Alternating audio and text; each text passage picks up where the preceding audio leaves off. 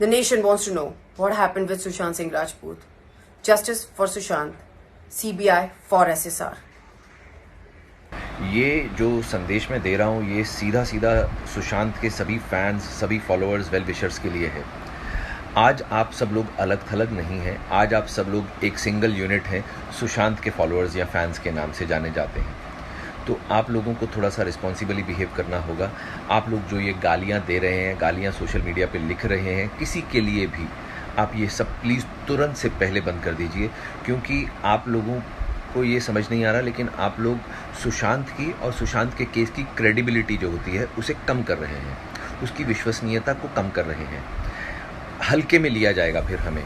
आज अगर हमारे को सीरियसली लिया जाए तो उसके लिए बहुत ज़रूरी है कि हम लोग सीरियसली पेश भी आएँ। हम लोग अगर इस तरह की ज़बान, जो बड़ी हल्की ज़बान है, इस्तेमाल करेंगे तो हमें कोई सीरियसली नहीं लेगा दोस्तों। आज देखिए, एक बहुत ही बड़े एमपी हैं, सीनियर एमपी हैं बीजेपी के, श्री सुब्रमण्यम स्वामी, उन्होंने ये केस के लिए सीबीआई जांच की मांग के बात छेड़ दी है।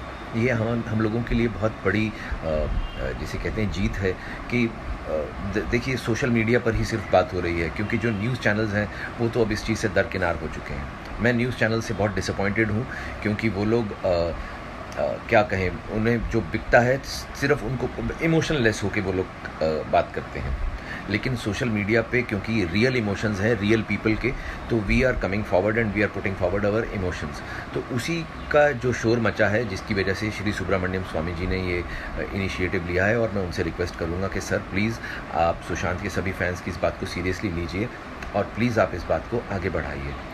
आप लोगों से मैं यही कहूँगा, प्लीज़ गालियाँ देना बंद कर दीजिए, प्लीज़ कुछ भी बुरा लिखना बंद कर दीजिए किसी के बारे में भी, क्योंकि अभी हमारे पास कोई सबूत नहीं है। बिना सबूत के किसी के ऊपर भी गाली देना या बोलना जो होता है वो बेवकूफ़ी, और हम लोग हल्के नज़र आते हैं। प्लीज़ हम लोगों को हल्का मत बनाइए। आपकी ये बातें हमारे केस को नुकसान पहुँचाएंगी।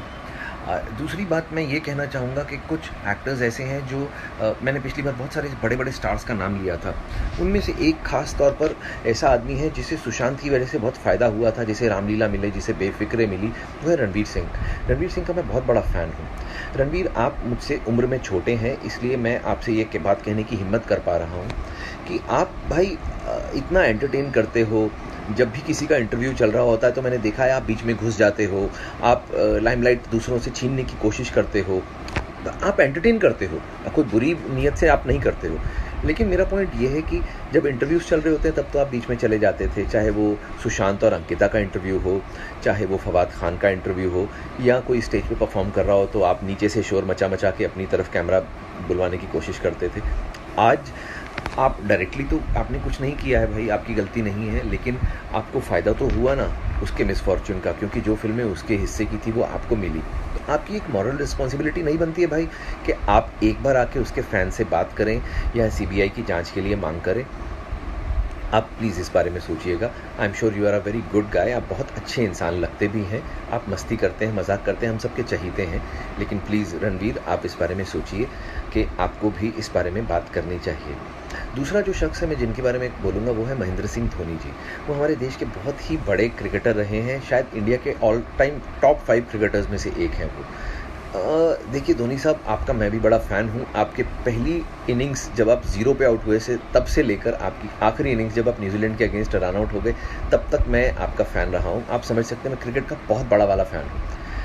ये आपकी रिटायरमेंट का मसला नहीं है धोनी, कि आप चुप रहें और देश अंदाज़े लगाता रहे, और इसमें विराट कोहली भी बेचारा अंदाज़े लगा रहा है, रवि शास्त्री भी अंदाज़े लगा रहा है। ये वो वाला मसला नहीं है भाई। ये एक लड़के की मौत हो गई है, वो लड़का जिसने आपका रोल स्क्रीन के ऊपर निभाया था।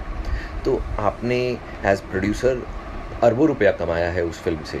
ऐसे मेरे को बताया गया है कि आप ही उस फिल्म के प्रोड्यूसर्स में से एक थे, या आपको उस फिल्म से बहुत फ़ायदा हुआ। तो महेंद्र सिंह धोनी जी, आपका भी ये फ़र्ज़ बनता है कि आप आगे आएँ, अपनी चुप्पी तोड़ें और प्लीज़ कुछ इस बारे में बोलें, बिकॉज़ बहुत ज़रूरी है। आप जैसे हैवी वेट लोगों का, आप सोसाइटी के वो लोग हैं जिनकी क्रेडिबिलिटी बहुत ज़्यादा है। आपने कभी भाई भतीजावाद नहीं किया, आपने कभी जातिवाद नहीं किया, आपने कभी क्षेत्रवाद नहीं किया। आपकी वजह से ही इंडियन टीम आज इतनी स्ट्रांग है। आप और सौरव गांगुली जैसे जो 2 लोग आए, क्योंकि आप लोगों ने पैरोकियल जिसे वर्ड कहते हैं ना, वो चीज़ पैरोकियलिज्म को हटा दिया आप लोगों ने पूरी तरह से। आप लोगों ने मेरिट पे लोगों को हमेशा जगह दी है। तो आप लोगों की क्रेडिबिलिटी बहुत ज़्यादा है। अगर आप बोलेंगे सर तो ज़रूर फ़र्क पड़ेगा।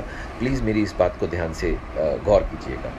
फिर तीसरे वो लोग हैं जो कि सुशांत के साथ में सीरियल्स में काम करते थे या उसके बहुत क्लोज फ्रेंड्स थे।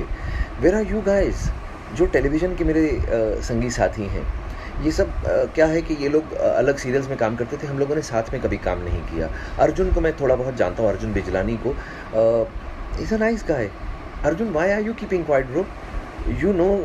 You knew Sushant very well. I believe आप लोग इंटरफेस में आसपास में आप लोगों के फ्लैट्स थे, आप लोग दोस्त थे। आप अगर कुछ बोलोगे तो ज़रूर फ़र्क पड़ेगा। फिर उसके बाद ऋत्विक धनजानी और जो पवित्र रिश्ता की बाकी कास्ट है, वो लोग क्यों नहीं बात कर रही है?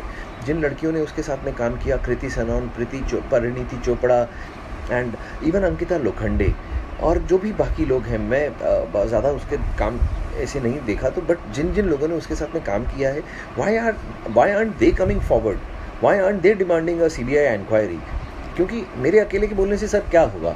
ये आप समझिए कि मैं किसी युद्ध क्षेत्र में चला गया हूँ और मैं एक माचिस की तीली किसी के हाथ में हूँ। माचिस की तीली एक तरफ और सामने बड़ी बड़ी तलवारें हों, तो मेरी क्या औकात है?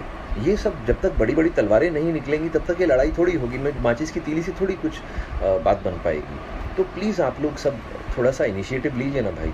आप लोग भी बोलिए। मैं जिन लोगों से, देखिए, मेरा मन तो है कि जो सबसे बड़े सुपरस्टार्स हैं वो आकर बोलें, क्योंकि सत्यमेव जयते जैसे सीरियल में बैठकर बोलना बड़ा आसान है आमिर खान साहब, क्योंकि वहाँ पर आप कई बार हमने आपके इमोशंस भी देखे, कई बार हमने आपकी बड़ी परोपकार की जो आपकी भावना है उसे भी हमने डिस्प्ले पर देखा। तो सर यहाँ पर नहीं दिख रहा। वो लड़का तो आपके साथ ही फिल्म में PK में था भी, आप लोगों का एक एसोसिएशन भी है। तो सर आपकी क्रेडिबिलिटी भी बहुत ज़्यादा है, आपकी जो वर्चुओसिटी है, आपकी जो अच्छा करने की जो क्षमता है, वो दुनिया में बहुत मशहूर है। तो सर आप प्लीज़ आगे आइए। आमिर साहब, मैं आपसे भी रिक्वेस्ट करता हूँ, मेरा बस चले तो मैं आपको नरेंद्र मोदी साहब के बाद प्राइम मिनिस्टर बना दूँ। मैं आपको इतना पसंद करता हूँ, आपकी मैं विचारधारा से इतना ज़्यादा प्रभावित हूँ, आप इतने अच्छे आदमी लगते हैं मुझे। बट सर आपकी चुप्पी भी मुझे समझ से बाहर लग रही है, क्योंकि बाकी लोग तो चलो ठीक है, कई लोग सिर्फ कमर्शियल बातें करते हैं, कमर्शियल बिहेवियर करते हैं, उन लोगों से तो मैं क्या उम्मीद करूं। लेकिन आमिर सर, आपने सत्यमेव जयते जैसा सीरियल किया है, आप अगर चुप रहेंगे तो सर कैसे चलेगा? ये मैं आप लोगों से रिक्वेस्ट करता हूँ कि प्लीज़ आप लोग आके कुछ बात कीजिए ना। मेरे अकेले से बात नहीं बन पा रही सर, मैं बहुत अकेला पड़ गया हूँ। मुझसे कई लोग बोल रहे हैं कि तुम पब्लिसिटी के लिए ये सब कर रहे हो, तुम स्मॉल टाइम एक्टर हो। कई लोग मेरे जो समर्थक हैं वो मुझे कहते हैं तुम अपने आप को स्मॉल टाइम मत बोलो। मैं कंफ्यूज हूँ, मैं क्या हूँ, मैं स्मॉल टाइम हूँ कि नहीं हूँ? भाई मुझे मुद्दा मत बनाइए please. I am a nobody. आप समझ लीजिए मेरा कोई फेस ही नहीं है, मेरा नाम भी नहीं है इसमें। क्योंकि जो चीज़ ज़रूरी है वो है उस लड़के को इंसाफ दिलाना। क्योंकि अभी क्या हो गया, श्री अमिताभ बच्चन जी और उनके सुपुत्र को कोरोना वायरस की पुष्टि हो गई है। अभी सारा का सारा ध्यान, विच इज़ वेरी अनफॉर्चुनेट भाई, हमें बड़ा अफसोस है। अमिताभ साहब तो मेरे फादर के जैसे हैं, मतलब मेरे अपने पिता नहीं है, मैं उन्हीं को ही अपना पिता मानता हूँ। अब आप सोचिए कि मैं उन लोगों को कितना प्यार करता हूँगा जिन्हें अपने फादर की जगह दे रहा हूँ। उन्हें कुछ हो गया है तो मुझे भी उतना ही अफसोस होगा जितना उनके घर वालों को होगा। लेकिन उस सब के बीच में ये केस, हमारा वाला केस सुशांत का दब नहीं जाना चाहिए भाई, इसे ज़िंदा रखिए प्लीज़।